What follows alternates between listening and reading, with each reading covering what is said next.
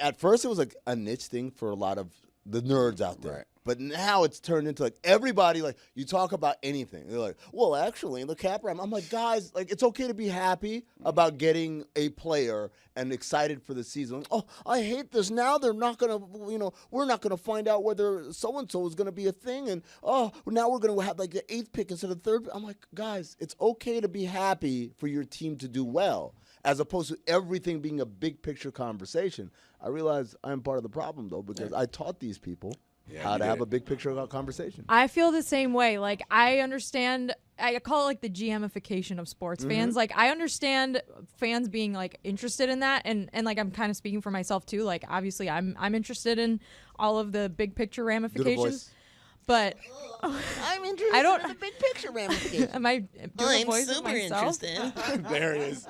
God, man. Chris, you might be the MVP. I want to know what kind of draft pick we're going to get if we lose, but I also want to be a fan, and I want to see my team win. Yeah, and then if you're a fan, you're like also, this. Yeah. It's like so into the nitty gritty sometimes, where I'm like, oh, now we're talking about like comp picks and like all. I'm like, this is it's too much. I'm not the GM. I don't need to know the dollars and cents, decimal points of how much cap space is left. Yeah.